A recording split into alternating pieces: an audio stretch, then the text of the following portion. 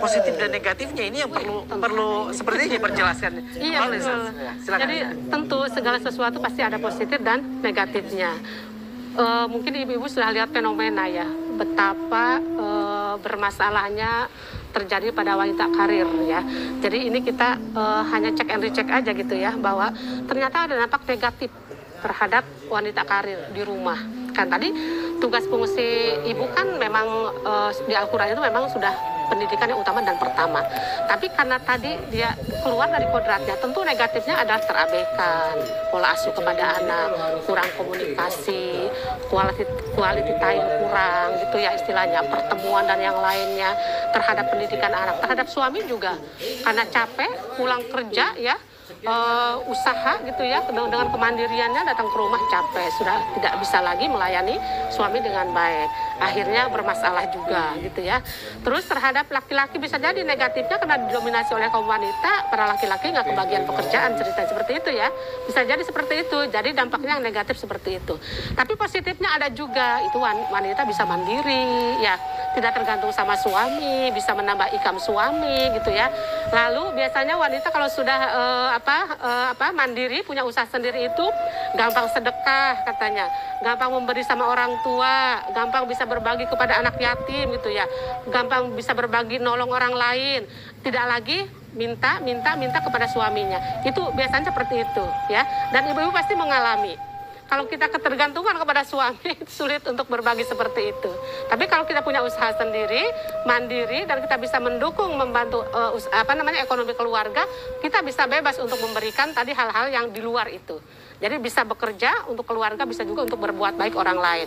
Itu keuntungannya. Ya, lalu tadi gimana solusinya? Ada pro kontra, ada negatif dan positif gitu ya. Ini perlu diluruskan oleh kita, ada solusi, yaitu silahkan jadi wanita karir tapi harus izin wali atau suami gitu ya. Ini penting, jangan sampai bahasanya gimana sendiri tanpa musyawarah kepada suami dan wali. Wali itu penting karena memang nanti kalau ada apa-apa wali yang nguruskan dan suaminya.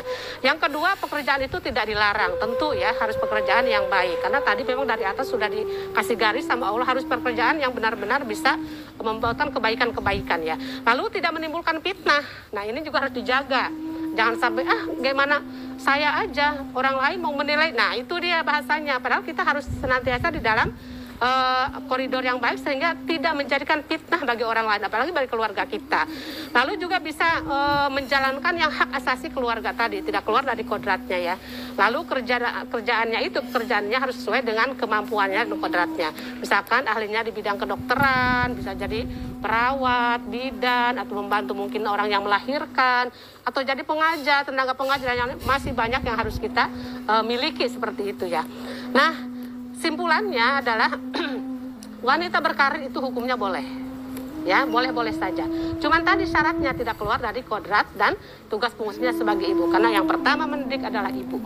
Jadi jangan keluar dari situ. Karena ayatnya sudah di warning dari atas surat 66 ayat 6 tadi, bahwa hati-hati jaga dirimu dan keluargamu dari siksa api neraka. Bisa jadi kalau kita keluar dari situ yang terjadi malah petaka. Makanya tadi perlu wali, perlu izin, perlu meluruskan motivasi, niatnya harus diluruskan. Jadilah wanita yang terbaik. Seperti Maryam tadi, sebenarnya Maryam itu adalah kerja sungguh-sungguh, ya, kerja keras, maka akan melahirkan harapan pasti, namanya Isa. Isa itu asa. Kalau asa itu harapan, kalau Isa itu pasti, jadi harapan pasti. Kalau kerja keras, sesuai dengan koridor tadi, bisa menjaga diri, kesucian, lalu mandiri, dan yang lainnya, maka punya harapan pasti. Bisa meneruskan, bisa melahirkan generasi berikutnya. Lalu berikutnya apa? Harus menjadi tip kita menjadi wanita karir, ya, solehah, berkah, dan diridhoi. Luruskan niat. Niatnya apa? Kita lihat niatnya nih, mungkin tidak semua orang tahu bahwa harus ada niatnya juga, meluruskan niat. Tadi motivasi dari motivasi ya. Niatnya apa? Jadi jangan melenceng dari niat yang Allah mau ya. Surat 2:207. Silakan dibaca ayatnya. Dan di antara manusia ada orang yang mengorbankan dirinya karena mencari keridhaan Allah. Ya. Dan Allah Maha Penyantun kepada hamba-hambanya. Nah, niatnya apa? niatnya apa nih? Makanya tadi motivasinya pertama apa, memperkaya diri atau apa ini itu. Nah ini harus diluruskan lagi niatnya oleh kita. Ternyata di sini sudah dikasih garis sama Allah, niatnya apa? Mencari ridho atau yang lain. Ini harus jelas Kak. Kalau enggak, banyak terjadi sesuatu yang di luar dugaan kita.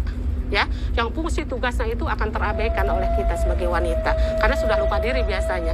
Plus yang negatif yang paling rawan juga adalah biasanya kalau wanita karir itu sudah tidak lagi berselera menikah. Benar ya? Karena sudah apa ya, kecanduan dengan pekerjaan. Jadi temannya sudah pekerjaan, banyak seperti itu. Sudah lupa dengan kodratnya bahwa wanita itu dia harus menciptakan generasi. Udah tidak berselera lagi bersuami biasanya. Ya, malah bahkan yang lebih parah punten nih, biasanya mereka temennya wanita lagi. Saking mereka kecanduannya dengan pekerjaan, udah lupa dengan laki-laki. Padahal dia sunatullahnya harus menikah dengan laki-laki untuk menciptakan generasi tadi. Itu sudah seperti itu. Itu kan sudah berlebihan. Itu mungkin yang harus kita waspadai ya. Dan nanti temennya sesama wanita lagi atau ya laki-laki sesama laki-laki lagi. Itu yang kita khawatirkan sebenarnya. Makanya kalau tidak tahu koridor Al-Qur'annya seperti apa, secara Islam seperti apa di Al-Quran, lalu pendapat para ulama seperti apa, tadi kita nggak tahu ilmunya tentang wanita karir ya. Jadi tipsnya seperti apa? Luruskan niat, harus aktif kreatif, percaya diri, harus punya manajemen waktu ya, harus berpikir positif, pokoknya arahnya yang positif dan baik. Keluar dari situ, melenceng dari situ, sudah tentu tujuannya akan keluar Kak. Nah, itu maunya Allah seperti itu. Wah, ya, itu jelas dia sekali ya. Bagaimana Islam mengajarkan menjadi seorang wanita yang bukan hanya wanita bisa dibilang di dapur saja, tapi Islam juga memberikan peranan bagi wanita untuk bisa berkarya lebih. Tapi ya kembali lagi ada dampak positif yang harus dipertimbangkan dan juga diluruskan kembali. Nah, seperti apa sih tanggapan ibu-ibu semua di sini? Kira-kira punya pengalaman seperti apa untuk jamaah kita atau punya pertanyaan? Silahkan Ustazah. Kita ingin berikan kesempatan untuk jamaah kita ini yang ingin bertanya. Silahkan ibu-ibu. Bisa pertanyaan, bisa sharing ya. Boleh sharing juga, silakan. Ibu-ibu, ya. Silakan. Sebutkan namanya, majelis taklimnya, dan pertanyaannya. Baik, terima kasih sebelumnya. Assalamualaikum warahmatullahi wabarakatuh. Waalaikumsalam warahmatullahi wabarakatuh. Perkenalkan Ustazah, nama saya Ibu Suyati dari Majelis Taklim Al-Mubarak. Terima kasih. Ustazah, alhamdulillah luar biasa sekali penjelasan dari Ustazah tadi. Saya sedikit banyak mengerti Ustazah. Oh ternyata hukum wanita karir itu begini toh, harus begini gitu. Tapi saya ada tadi kan ada sisi negatif dan positifnya ya Ustazah. Sering kali terjadi pengalaman pribadi Ustazah. Kita ingin membantu suami dalam perekonomian. Cuman ketika kita minta izin, tadi kan harus pamit ya Ustazah. Suami tidak mengizinkan. Nah, sudah kita kasih pengertian begini, dan jawaban suami memang seperti yang Ustazah jelaskan tadi, cukup masuk akal juga. Takutnya kalau kita sering berkarir, kita nanti lupa kewajiban utama kita sebagai seorang ibu, yaitu mengurus anak-anak dan juga mengurus keluarga. Nah, pertanyaannya Ustazah, ketika kita menghadapi problema masalah seperti itu, gimana ya supaya kita itu bisa mendapatkan solusinya, kita bisa bekerja dan memberikan pengertian kepada suami kita. Begitu Bunda. Baik, menarik. Menarik sekali ini. Ini terjadi di semuanya ya. Sangat ketika seorang istri pengen bantu suami dengan bekerja, tapi suami nggak setuju. Anggap aja ada istri cukup di rumah saja, bantu untuk ngurus keluarga, takutnya nanti ada apa-apa. Ketika suami bilang jangan, apakah memang harus dituruti jangan? Terus ketika kita ingin tetap berkarya, sebaiknya seperti apa? Ya betul. Ini memang krusial sekali. Yang harus kita pahami, biasanya laki-laki itu tidak mau diajarin sama wanita. Ya begitu Bu. Seakan kita mengajarkan atau ngajarin bahasanya gitu ya. Nah ini bahasa ini mungkin yang harus kita dibangun adalah komunikasi dengan baik gitu ya. Komunikasi dengan baik, berkomunikasi tentang permasalahan keluarga yang dirasakan oleh kita bersama-sama bicaranya gitu ya. Jadi tidak lagi misalkan, "Pak, aku mau kerja." Gitu kan bahasa suka begitu ya. Karena kurang ini, kurang itu. Nah gitu biasanya, itu udah cepat tersinggung. Ya benar nggak? Pasti jawabannya, ngapain kerja? kan papa juga nyari duit. Nah gitu ya bahasanya ya.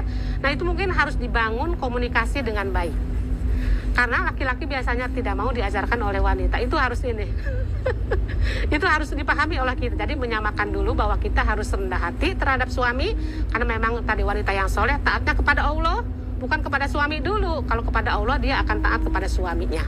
Ya, jadi membangun komunikasi dengan baik. Membicarakan tentang kondisi seperti apa yang kita rasakan.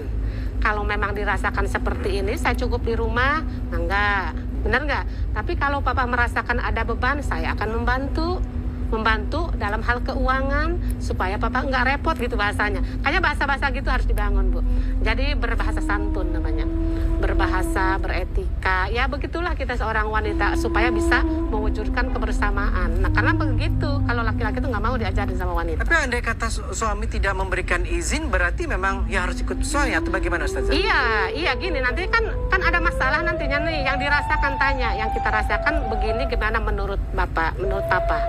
Kalau dia merasakan, oh ya kita kok kurang, nanti juga merasakan kok. Begitu dia merasakan, oh ya boleh deh mah, paling begitu. Ujung-ujungnya paling begitu ya. Nah kan, karena dia udah merasakan, oh ada ini nih, terasa begini, ada beban. Oh, komunikasi Ustazah ya. Membangun komunikasi dengan baik, dengan berbahasa santun, beretika, berakhlak, itu harus dibangun oleh seorang istri. Itu dia ya. Membangun aja. Ya, jadi komunikasi lagi, dirayu lagi. Nah gitu bahasanya, dirayu lagi dengan bahasa yang... Ya, terima kasih Ustazah. Iya. Baik, kita berikan kesempatan lagi. Ada yang bertanya, silahkan. Sebutkan namanya, majelisnya, dan juga pertanyaannya. Iya, bagus lagi pertanyaannya ya. Terima kasih Bu Ustazah. Ya. Perkenalkan, nama saya Ibu Melisa. Saya dari Majelis Taklim Mushola Al Mubarak. Ya. Luar biasa sekali pencerahan pada sore hari ini, Bu Ustazah. Saya ucapkan terima kasih banyak telah membuka wawasan saya yang sudah sungguh sangat luar biasa. Ya. Jadi begini, Bu Ustazah.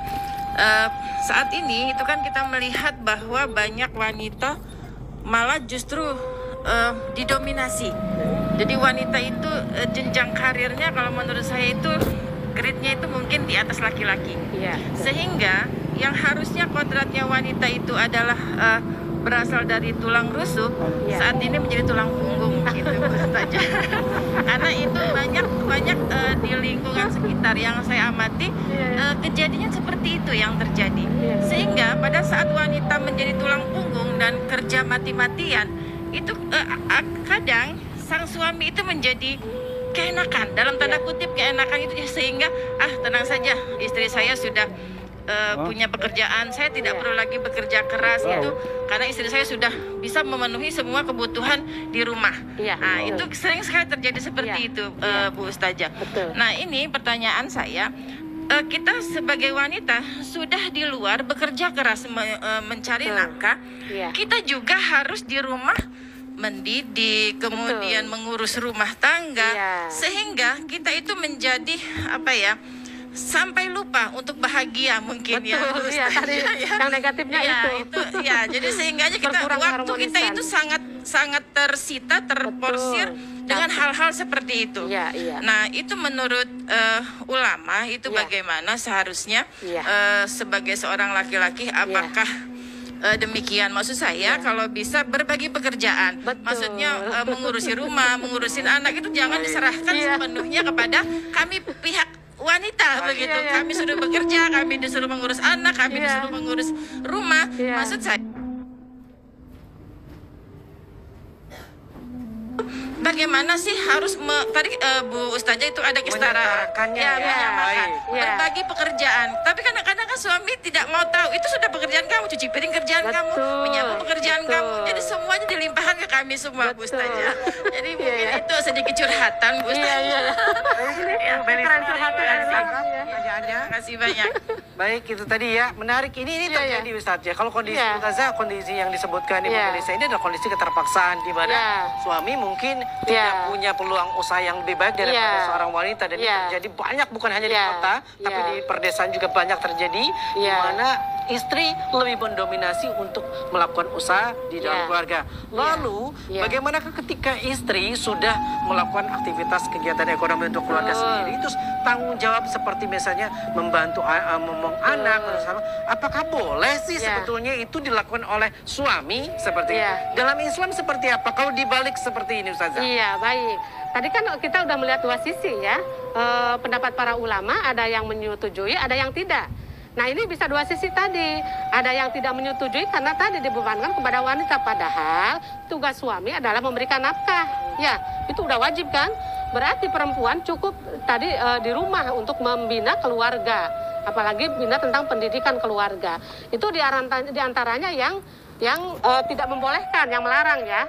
Tetapi yang membolehkan tadi adalah karena keterpaksaan. Ya, suami misalkan tidak memberi nafkah atau misalkan meninggalkan kita atau misalkan mendahului kita, juga kita sama orang tua juga tidak memberikan nafkah. Jadi ada keterpaksaan, kita harus mencari nafkah. Nah cuman tadi di surat 2233 itu kan ada kerjasama yang baik sebenarnya, ada yang melahirkan, ada juga memberi nafkah. Cuman tadi masalahnya ada yang mendominasi di antara kita, keegoan. Karena petunjuknya berbeda, yang satu egois, benar ya? Apalagi kalau yang satu lagi egois lagi. Gimana supaya rata nih, supaya bisa menyamakan. Tadi di atas kita ada kesetaraan dalam Al-Quran ya. Kok sama-sama porsinya persis di Al-Quran. Tapi prakteknya kan nggak gampang. Yuk coba kita nih bangun lagi kerjasama, bangun lagi komunikasi yang baik. Tugas fungsi sebenarnya sebelum nikah kita udah dikasih ini hak dan kewajiban suami istri. Itu sebenarnya udah jelas. Cuman prakteknya kan tidak gampang ya. Harus uji coba. Sampailah kita punya masalah istilahnya ya. Sudah dibangun seperti ini tapi tetap, nah berarti ada yang mendominasi yaitu egoisnya. Harus nurunin egonya itu. Nah, nurunan tensi itu. Baik, gimana caranya? Harus salah satu mengalah. Baik, harus ada yang mengalah ya. Ini luar biasa. Kalau bincangin masalah keluarga antara suami istri memang panjang lebar nih. Bisa lama sampai besok pagi juga nggak kelar-kelar gitu kan. Benar nggak? Tapi sudah tidak terasa kita sudah di penghujung bersama Ustazah. Secara kesimpulan, secara akhir Ustazah, ini seperti apa sih yang harus dilakukan? Kita tahu bahwa banyak wanita yang ingin punya karya, punya peran penting, tapi banyak juga peran suami yang memang harus dijaga dalam keluarga. Untuk menyimbangkannya seperti apa Ustazah? Singkat Ustazah, silakan. Baik, silakan ya. Jadi ini kita lihat itu ada tadi ada tip bagaimana supaya kita menjadi wanita karir yang sukses gitu ya. Jangan lupa tadi motivasi harus jelas, luruskan niat ya, tidak keluar dari kodrat gitu ya. Harus paham tugas fungsi sebagai wanita. Lalu juga laki-laki juga harus membangun dengan laki-laki, dengan suami kita harus membangun komunikasi dengan baik, chemistry dengan baik supaya terjadi kerjasama yang baik itu ya. Lalu tentunya banyak keuntungan di sini ya. Bagaimana caranya supaya kita jadi wanita karir, solehah juga gitu ya. Itu harus diciptakan memang untuk menjadikan wanita karir yang solehah lah bahasanya. Yang solehah, yang benar-benar tadi menjaga diri, kesucian diri, lalu juga tidak nyeleneh bahasanya ya. Kita juga tidak meninggalkan tugas dan fungsi kita sebagai wanita dan ibu ya. Juga dan kita punya suami, punya keluarga, itu semua tidak keluar dari kodrat seperti itu. Jadilah wanita yang terbaik di dalam menjadikan peran kita sebagai keluarga di rumah dan juga tidak dan juga punya peran di masyarakat, memberdayakan masyarakat, karena memang wanita itu adalah tugas mulia kita adalah untuk membangun bangsa dan generasi yang Masya Allah, luar biasa sekali. Daripada wanita yang mulia. Baik Ustazah, terima kasih untuk Ustazah Siti Aminah yang sudah memberikan pemaparan luar biasa untuk kita. Dan mudah-mudahan ini jadi gambaran penting buat pemirsa dan juga jamaah semua aja bahwa menjadi wanita karir memang adalah salah satu Allah perintahkan juga untuk membuat kesetaraan antara pria dan wanita. Namun demikian kita harus paham niatan lurus dan juga bagaimana kodrat wanita sebagai madrasatul ula, madrasah pertama bagi keluarga harus tetap dilakukan dengan sempurna.